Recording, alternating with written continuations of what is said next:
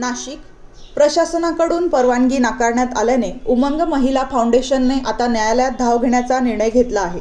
प्रसिद्ध गायक सलीम सुलेमान यांचा लाईव्ह कॉन्सर्ट आणि फंडरेझिंग शो 14 फेब्रुवारी रोजी नाशिकमध्ये आयोजित करण्यात आला आहे। मात्र या कार्यक्रमासाठी आवश्यक परवानग्या मिळत नसल्याने आयोजकांनी नाराजी व्यक्त केली आहे।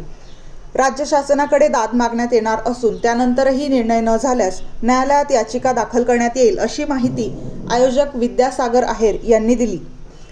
या कॉन्सर्टमधून जमा होणारा निधी CBSE बोर्डाच्या 350 गरजू विद्यार्थ्यांच्या शिक्षणासाठी वापरण्यात येणार आहे। एक प्रवेशिका म्हणजे माणुसकीची साथ आहे। 14 फेब्रुवारीचा व्हॅलेंटाईन डे हा केवळ प्रेमाचा दिवस नसून 350 विद्यार्थ्यांच्या भविष्यासाठी मदतीचा दिवस ठरणार आहे, असे आवाहन विद्या आहेर यांनी केले।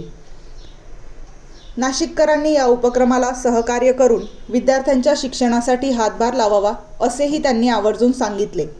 यावेळी सागर आहेर यांच्यासह फाउंडेशनचे पदाधिकारी आणि सदस्य उपस्थित होते। न्यायालयात जाणार आहे ते एक मिनिट रोल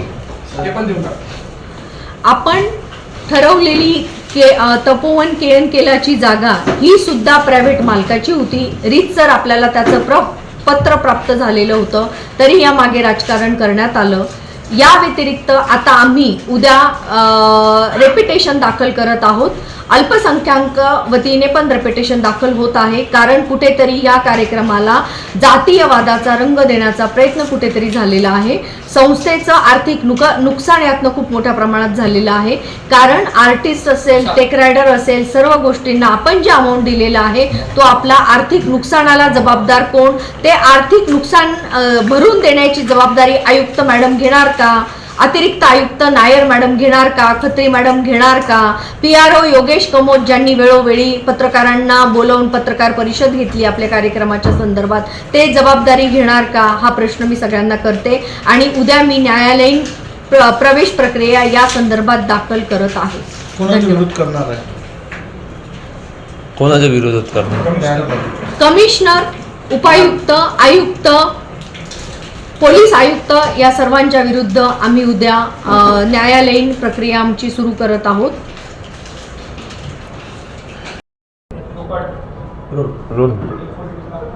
मी सौ विद्यासागर आहेर, अध्यक्ष उमंग महिला फाउंडेशन, प्रेसिडेंट ग्रोथिल एज्युकेशन सोसायटी।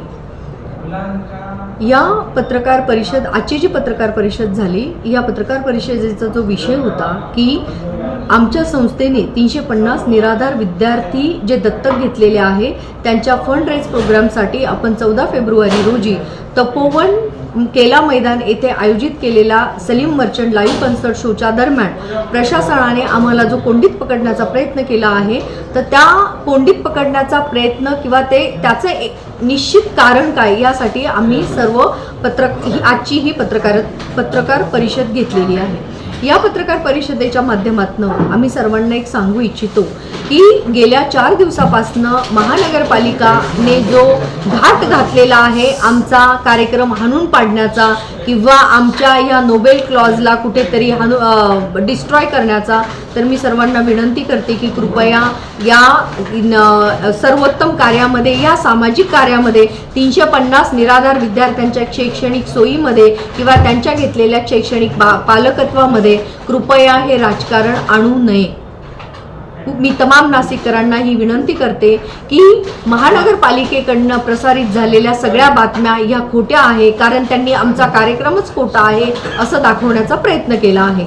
आपण जर सलीम मर्चंट सरांच्या सोशल अकाउंटमधनं जर गेलात तर तिथनं त्यांनी सोशल मीडिया अकाउंटमधनं त्यांचं रीतसर पोस्ट टाकलेली आहे। त्यांच्या शेड्यूलमधनं त्यांनी 14 फेब्रुवारीचा जो शेड्यूल आहे तो नाशिकसाठी दिलेला आहे। मात्र कुठल्याही सामाजिक किंवा कोणत्याही गोष्टीचा विचार न करता, ऑर्गनायझरशी न बोलता महानगरपालिकेने जो घाट घातलेला आहे गेल्या 4 दिवसापासून आमचा कार्यक्रम हाणून पाडण्याचा, तर कृपया ह्याच्यावर कोणीही विश्वास ठेवू नये।